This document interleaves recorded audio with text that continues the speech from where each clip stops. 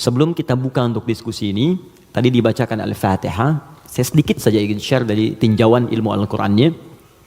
Al-Fatihah itu satu surat yang sangat istimewa di dalam Al-Quran. Semua punya keistimewaan surah Al-Quran tanpa kecuali. An-Nur itu surah cahaya. Jadi kalau teman-teman ingin dibimbing oleh Allah punya cahaya dalam hidup, ya cahaya dalam berperilaku, bagaimana Allah membimbing kita supaya pandangan kita dapat bimbingan dari Allah, pendengaran dapat bimbingan. Itu ada 10 bimbingan utama di surah An-Nur. Ada cahaya di alam kubur, itu surah Al-Mulk. Orang yang biasa senang baca surah Al-Mulk, nanti itu diberikan cahaya ketika dia masuk di alam kuburnya. Silahkan kalau nggak percaya buktikan rajin Al-Mulk, nanti saat masuk ke alam kubur akan terasa gitu. Kemudian ada lagi yang saat di hari kiamat, surah Al-Baqarah dengan Ali Imran. Al-Baqarah, Ali Imran itu spesial, dia bisa jadi pelindung saat ketegangan hisab. Ada yang suasana tegang, orang udah nggak peduli, yang penting pengen dihisab aja.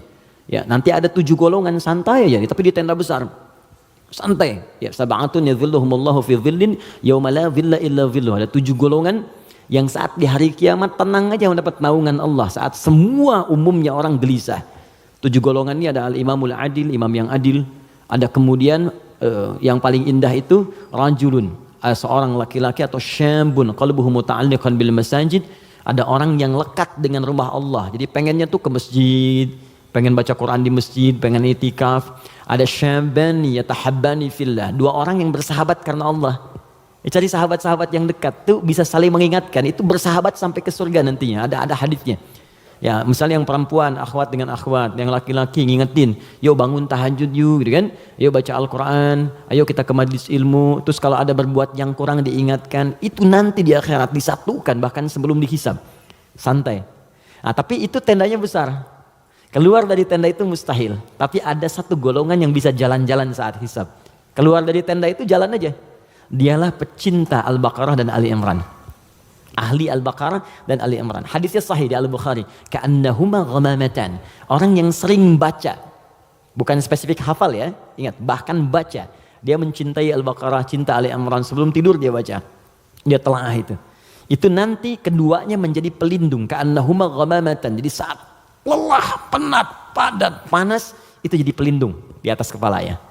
Nah, kalau Anda punya bukunya Al-Imam An-Nawawi, namanya At-Tibyan fi Adab Hamalatil Quran. Jadi sebelum menulis Al-Arba'in 42 hadis, pernah dengar? Ada Riyadus Shalihin 1896 hadis, beliau menulis namanya At-Tibyan fi Adab Hamalatil Quran. Bagaimana bercengkrama dengan Al-Quran, ada petunjuknya. Nanti ada di halaman 52, terbitan Darun Nafais, paling kanan pertengahan. Itu dikisahkan orang yang senang sebelum tidur baca Al-Baqarah. Saking senangnya di kebiasaan.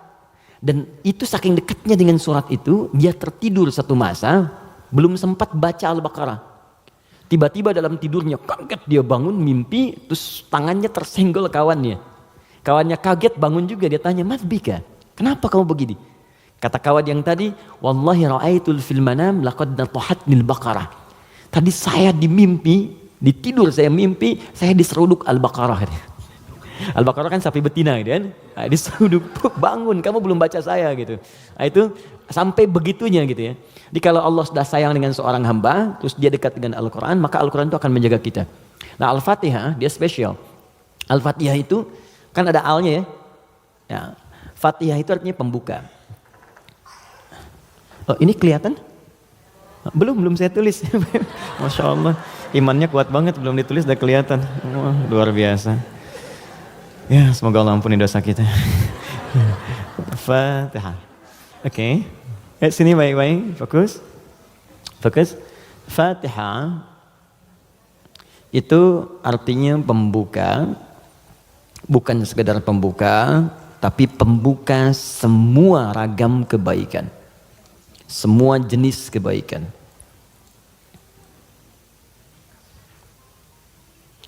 Nah, sebelum ada kalimat Fatihah ini masuk alif lam. Kalau kita belajar gramatikal bahasa Arab di ilmu nahwu khususnya, ya ilmu nahwu. Jadi ada 4 turunan bahasa Arab itu. Jadi ada nahwu, ada sharaf, kemudian sharaf 12 turunannya, ada balaghah 3 turunannya. Ada ma'ani, bayan, badi'. Ma'ani itu untuk memilih kata sehingga diksinya tepat untuk diungkapkan. Kayak kita mau bicara ke orang dewasa dengan anak kecil, anak muda beda kan? Bahasa milenial dengan bahasa yang senior lain ya. Nah, itu ma'ani. Bayan cara mengungkapkannya supaya jelas. Badi untuk memperindah kalimat supaya nyaman diterima. Jadi kalau kita mengajar seperti orang tidak tergurui, memerintahkan tidak tersinggung untuk kemudian diarahkan. Itu badi ya namanya. Sama kayak Anda memuji, saling puji ya. Kamu cantik deh, itu biasa. Tapi kalau kita katakan rembulan pun kalah oleh pesonamu saat ini, itu badi namanya. Silakan bikin status. Arud. Yang terakhir arud. Arud itu sebetulnya ilmu untuk bikin puisi di Arab. Ada 16 rumusnya. 16. Jadi disebut bahar namanya. Ada tawil, tawilun lahulun al-buhuri fadailu fa'ulun mafa'ilun fa'ulun mafa'ilu. Ada rajaz. Ya mustaf'ilun mustaf'ilun mustaf'ilun mustaf'ilun mustaf'ilun mustaf'ilun. Sautus safiril bulbuli hayyaja qalbi thamili al-ma'u wa zahrum ma'a zahri lahdil muqali fa anta yasali dari wa sayyidi wa maulali fa kam tayyibuli ghuzailun uqayqali qataftuhu min wadatin fi hadha ar-rajuli fa qala la la la faqad ghada muharwili wal walad wali ya wailali fa qultu la tuwalwili fa bayyinu lu'ali qalat lahu hina kadza in radidul muqali kahatan ka khailali tabtabitam tabtabuli. Coba diulang. Itu orang Arab. Cuma nanti belakangan itu bisa jadi rumus untuk bisa membedakan cara baca Quran dengan cara bacaan di luar Quran. Bisa. Di puisi itu kan puisi Arab ada qasidah namanya. Ya qasidah itu asalnya bukan yang pakai rebana, bukan. Ya qasidah itu kalau puisi ada 7 bait disebut qasidah. Misal, rumusnya madid. Mufa'alatun fa'ilatun tala'al badru alaina min thaniyatil wada'. Itu asalnya qasidah. Dari bait puisi rumusnya madid. Ya, tapi orang jahiliyah dulu pun saat masuk Islam itu nggak pernah baca Quran dengan langgam-langgam ini. Ya pernah ada riwayat sampai Nabi misalnya imam baca Quran dengan madid. Ya, tala'al badru alaina wadduha wal laili idza saja. Kan enggak kan?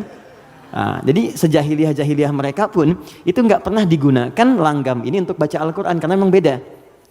Jadi kaidah makanya nggak bisa musik misalnya sekarang lagunya dipakai untuk baca Quran itu nggak bisa. Karena beda ininya, frekuensinya lain. Gak ada kan imam baca sekarang iyyaka na'budu wa iyyaka nasta'in, gak ada kan? Ya bisa sih bisa, cuman enggak gitu ya. Kan gak enak kedengarannya. Itu ilmunya arud namanya. Dan ini ilmu bisa digunakan untuk mengukur pahala yang diberikan oleh Allah. Nanti lain waktu kita bahas. Nah, di ilmu nahwu ada al. Al ini punya 2 arti secara umum. Satu disebut ta'rif, ma'rifat. Ma'rifah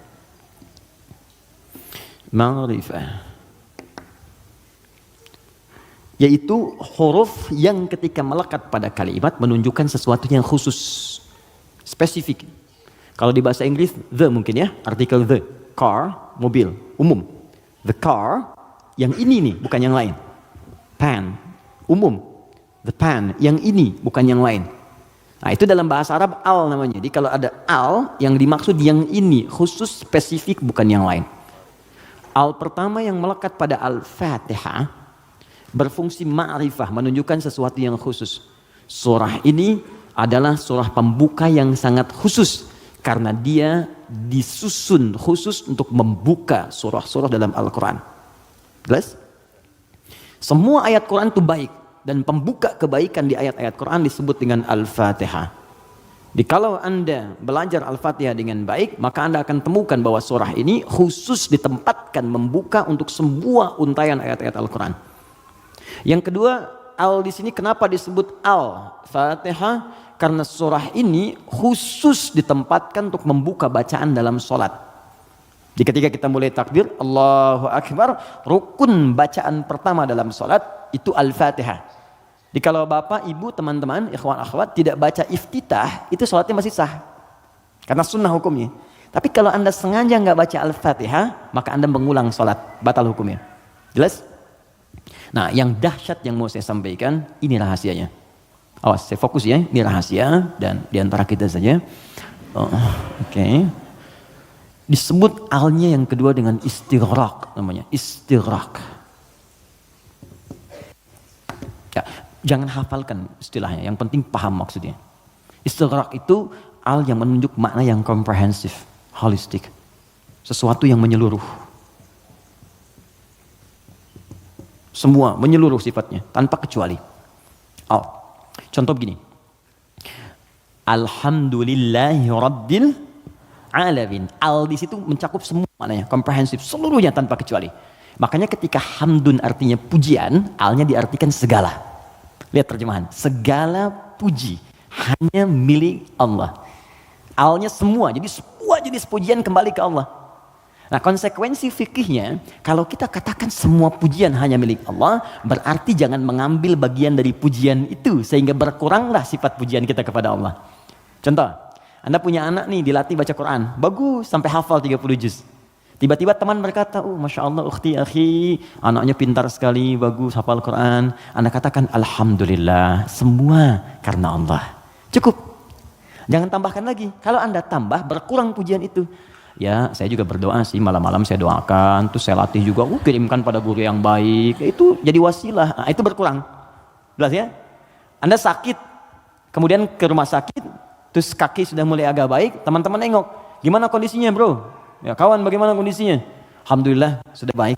Nah kalau sudah Alhamdulillah jangan ditambah. Ya walaupun sedikit, ya walaupun meskipun barangkali itu hilang semua. Karena ada al. Nah sekarang, masukkan ke sini. Tadi teman kita baca Al-Fatihah, fungsi yang kedua, dia ini. Istighraq menunjuk pada makna semua tanpa kecuali. Kalau digabungkan dengan makna ini rahasianya. Pembuka jenis kebaikan. Masuk al di sini. Maka surah Al-Fatihah, seluruh ayatnya, kalau dipelajari dengan benar dan diamalkan, dia akan membuka semua jenis kebaikan yang diharapkan dalam hidup. Orang ingin sukses, pelajari Al-Fatihah, maka akan dibuka kesuksesan. Ada yang sakit, ingin mendapat kesembuhan cepat, pelajari Al-Fatihah. Di situ ada rahasia bagaimana mendapatkan kesembuhan cepat dari Allah. Orang ingin rezeki, ingin ilmu, pelajari Al-Fatihah. Maka di situ ada nilai-nilai kebaikan yang cepat dibuka. Makanya satu-satunya surah dalam Al-Quran yang banyak namanya, sesuai dengan objek kebaikannya hanya Al-Fatihah. Dia disebut Asy-Syifa, karena di dalamnya ada kandungan untuk mempercepat datangnya kesembuhan dari Allah. Ada kepala suku di Arab dulu tersengat kalajengking Arab, racun masuk ke dalam sampai sekarat. Secara medis nggak bisa, semua angkat tangan. Datang rombongan sahabat, yang tadinya mampir ditolak, kemudian dikejar. Ada nggak yang bisa menyembuhkan di antara kalian? Satu orang mengangkat tangan. Kata orang ini, insya Allah, bukan saya akan sembuhkan, kalau Allah berkehendak. Dibawa orang ini, kemudian menghadap pada kepala suku tadi, dilihat kondisinya, dibacakan Al-Fatihah, hanya sekali baca. Tidak diulang, tanpa wasilah apapun, begitu dibacakan, selesai baca, sembuh orangnya. Nah ini pembuka semua jenis, makanya dalam setiap keadaan seringkali dibaca Al-Fatihah, Fatihah, Al-Fatihah. Tapi persoalannya, kok orang dulu bisa sekali baca, sembuh, orang sekarang ratusan ribuan kali nggak sembuh-sembuh gitu. Persoalannya apa? Nah rahasia Al-Fatihah ada di ayat kelimanya. Ini yang mau saya sampaikan, ini hadis qudsi di sini. Ya. Ayat kelima, yuk kalau kita hitung dari bismillah, bismillahirrahmanirrahim, alhamdulillahirabbil alamin, arrahmanirrahim, maliki yaumiddin. Kelima, iyyaka na'budu wa iyyaka nasta'in. Saya bacakan hadis qudsinya, ini yang mengiringi ayat ini saat diturunkan. An Abi Hurairah radhiyallahu taala anhu qala, dari riwayat sahabat Abu Hurairah, semoga Allah meridhai kepadanya, qala Rasulullah SAW, saya mendengar Rasulullah SAW berkata, qala Allahu azza wa jalla, kata Nabi, saya mendengar Allah menyampaikan di hadis qudsi, qasamtu shalah baini wa baina abdi, saya bagi salat kepada dua bagian, antara aku dengan hambaku, wali abdi ma sa'al, dan kalau hambaku benar menunaikan tugasnya, maka aku akan kabulkan apapun yang ia minta pada saat itu. Nah ketika menyebut kalimat salat, ternyata yang disebut Al-Fatihah. Idza qala al-'abdu, jika seorang hamba benar membaca alhamdulillahi rabbil alamin, qala Allahu azza wa jalla, maka Allah akan menjawab, hamadani 'abdi, hambaku sedang memujiku sekarang. Idza qala al-'abdu ar-rahmanir rahim, jika seorang hamba berkata ar-rahmanir rahim, qala Allahu azza wa jalla, Allah menjawab, asna alayya 'abdi, hambaku sedang menyanjungku sekarang. Idza qala al-'abdu maliki yaumiddin, jika hamba membaca maliki yaumiddin, qala Allahu azza wa jalla majjadani 'abdi, maka Allah langsung menjawab, hambaku sedang mengagungkanku sekarang. Gini, maksud kalimat ini di pembuka yang 4 ini, kata para ahli hadis, salah satunya ingin memberikan gambaran kepada kita bahwa setiap beraktivitas rasakan kita dipersaksikan oleh Allah.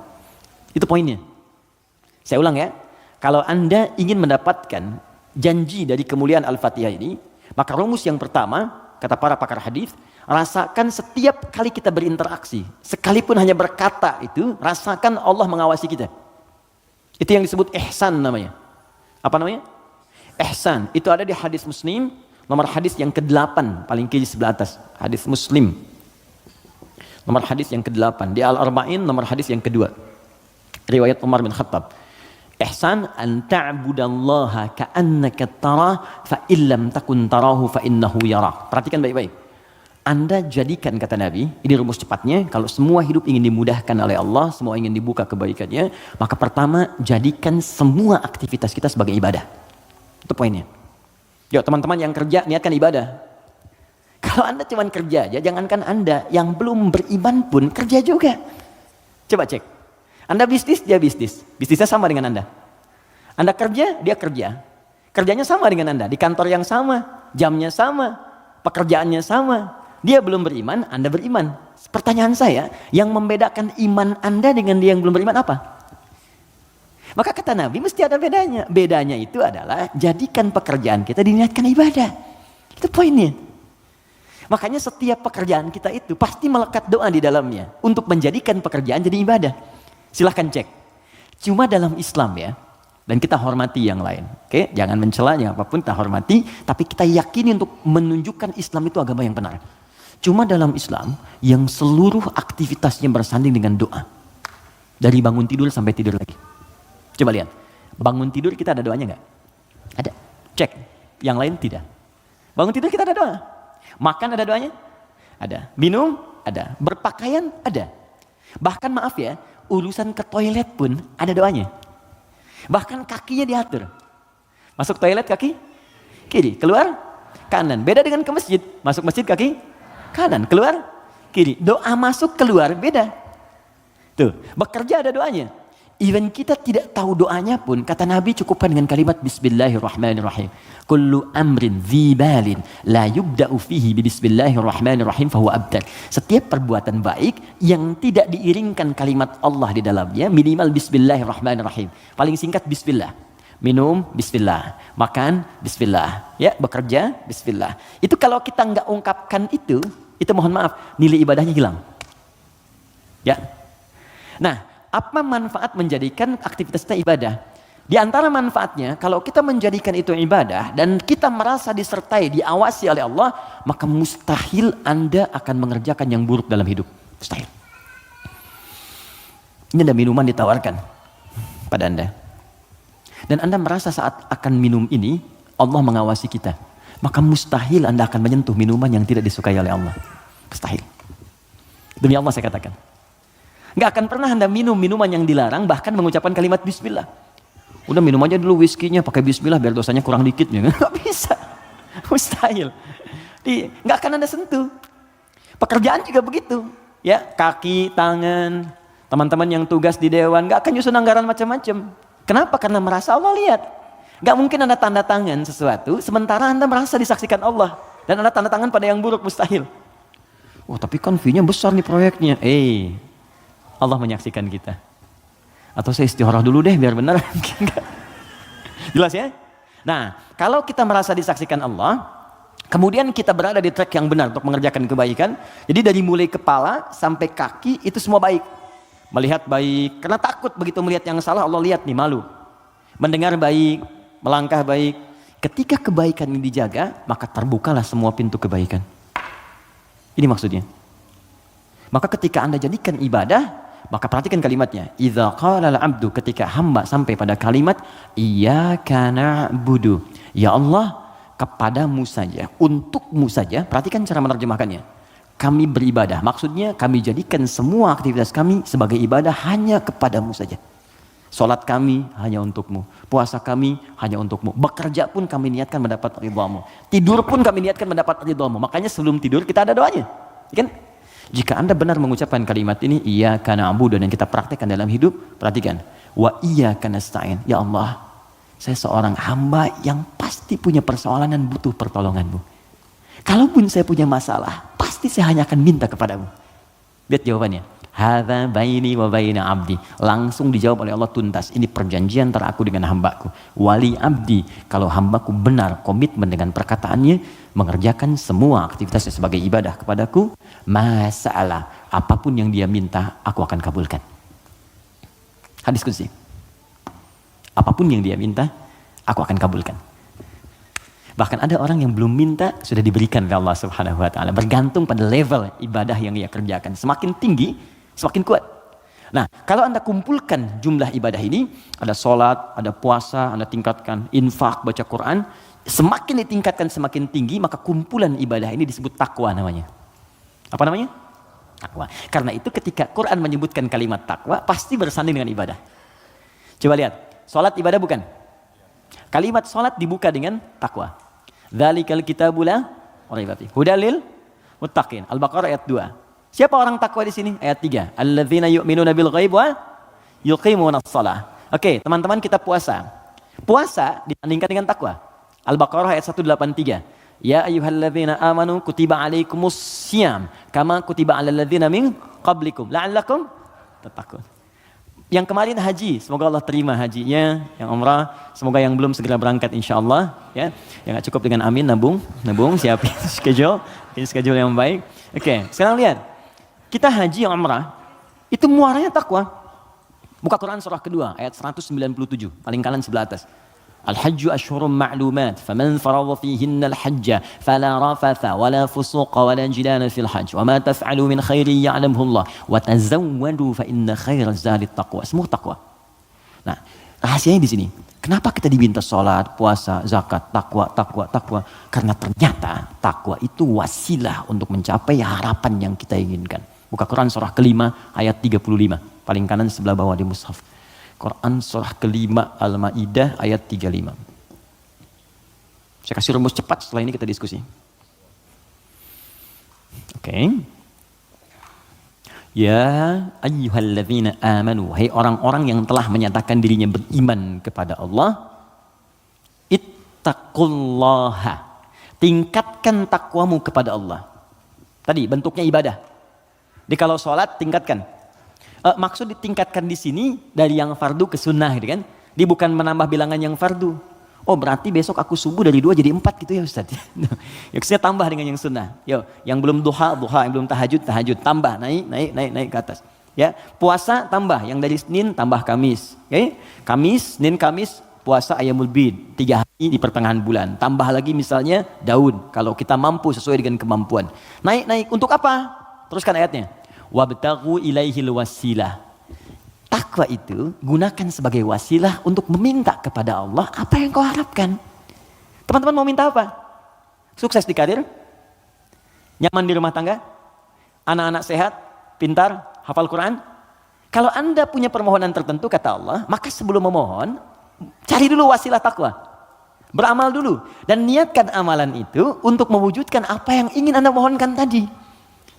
Itu rumus.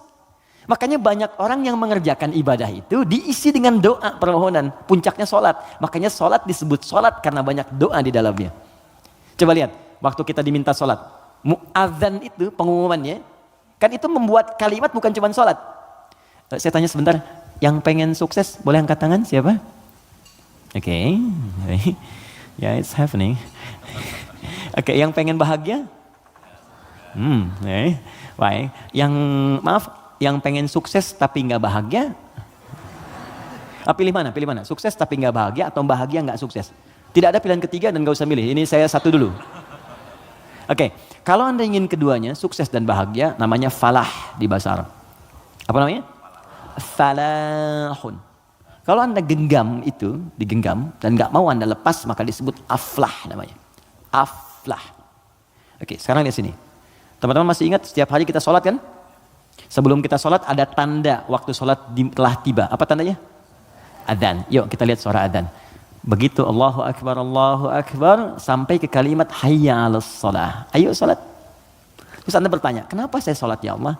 Kata Allah, saya nggak butuh sholatmu. Kamu nggak sholat pun tidak akan menurunkan statusnya sebagai Tuhan.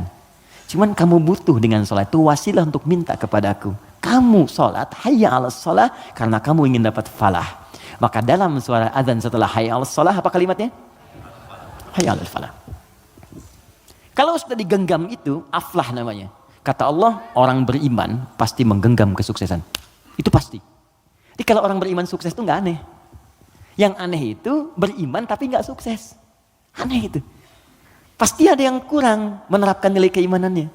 Makanya Allah turunkan surat orang beriman yang sukses itu. Quran surah ke-23. Al-Mu'minun. Perhatikan pembuka ayatnya. Qad aflahal mu'minun. Aflah. Kata Allah, orang beriman itu semuanya tanpa kecuali pasti akan menggenggam kesuksesan dan kebahagiaan dalam hidupnya. Walaupun definisi sukses itu bisa beda-beda. Bagi si fulan ketika aku mencapai posisi ini, bagi yang lain di sini pun aku sudah sukses. Ya, bahagia juga bisa lain-lain. Ya, orang berkata minum kopi udah bahagia, minum teh bahagia. Bahagia itu begini, bahagia itu seperti ini. Tapi Quran tuh memberikan yang pasti gitu. Karena semua manusia itu relatif. Kata Allah, kalau engkau ingin menggenggam kebahagiaan itu, maka ini amalannya. Alladzina hum fi salatihim khashi'un, salat. Alladzina hum lizakati fa'ilun, zakat. Karena itu ketika teman-teman saya, kita semua diminta ibadah, maka cara berpikirnya jangan jadikan beban. Kalau jadi beban capek Anda. Suruh tahajud, capek malas. Tapi kalau cara berpikirnya adalah mendapatkan apa yang kita harapkan, nih Allah janjikan, dikabulkan doa, dikasih kemudahan. Kalau cara berpikirnya ke situ, maka kita akan semangat bahkan menunggu ibadah itu tiba waktunya. Jelas? Nah, maka kalau teman-teman setiap kajian dengan ustadz manapun, siapapun, tadi ada yang bacakan Al-Fatihah seperti tadi, maka ingat-ingat, barangkali bukan Al-Fatihah yang dibacakan. Barangkali ada pengingat dari Allah, hey, dari sekian bacaan itu engkau bacakan 17 kali dalam sehari seumur hidup, maka berapa yang sudah engkau praktekkan? Apakah engkau merasa aku mengawasimu saat beraktivitas? Ataupun engkau merasa bahwa setiap ibadah itu bukan beban, tapi untuk mengabulkan apa yang engkau harapkan?